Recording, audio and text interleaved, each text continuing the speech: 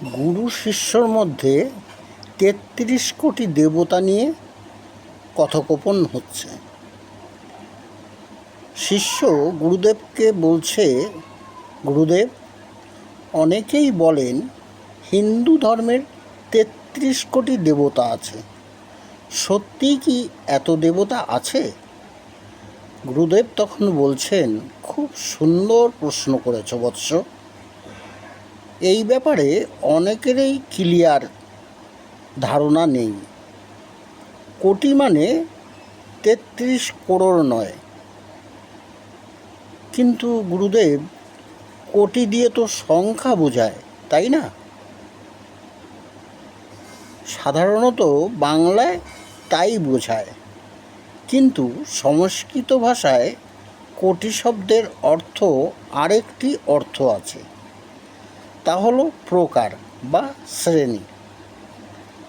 তোমরা যারা লেখো, চিত্র বা গ্রাফ পেপারে অঙ্কচিত্র করেছ, তারা জানো যেখানে ভুজ এবং কোটি নামে দুটি শব্দ রয়েছে, সেখানে কোটি দিয়ে কিন্তু করোড় বোঝানো হয় না।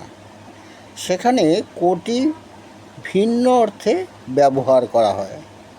তাহলে গুরুদেব, ৩৩ কোটি দেবতা মানে ৩৩ প্রকার দেবতা।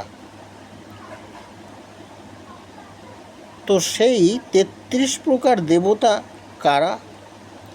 গুরুদেব তখন বলছে, শোনো, বৈদিক শাস্ত্র অনুযায়ী ১২ জন আদিত্য, ৮ জন বসু, ১১ জন রুদ্র ও ২ জন অশ্বিনী।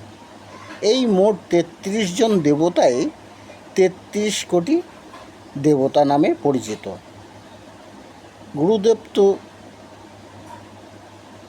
তখন শিষ্য বলছে, তো গুরুদেব, এই ১২ জন আদিত্য কারা? ১২ জন আদিত্য হলেন বিষ্ণু, অর্যমা, ভগৎ, কষ্টা, পুষ্যা, বিধিতা, রণ, মিত্র, অংশ, ধাত, ইন্দ্র এবং বিবিধ। আর ৮ জন বসুদেব কারা গুরুদেব? তখন গুরুদেব বলছেন, ৮ জন বসুদেব হলেন ধরা বা পৃথিবী, অনল বা অগ্নি, বায়ু বা নীর, নীর বা জল, মূত্র, সোম, ধ্রুব ও প্রভাস। আর এই ১১ জন রুদ্র কারা গুরুদেব? তখন গুরুদেব বলছেন, এই ১১ জন রুদ্র হলেন কপালী, পিঙ্গল, ভীম, বিরূপাক্ষ, নীলহিত, আর্যবাদ, অহিরত, শম্ভু, চণ্ড, ভব ও বৈশাল।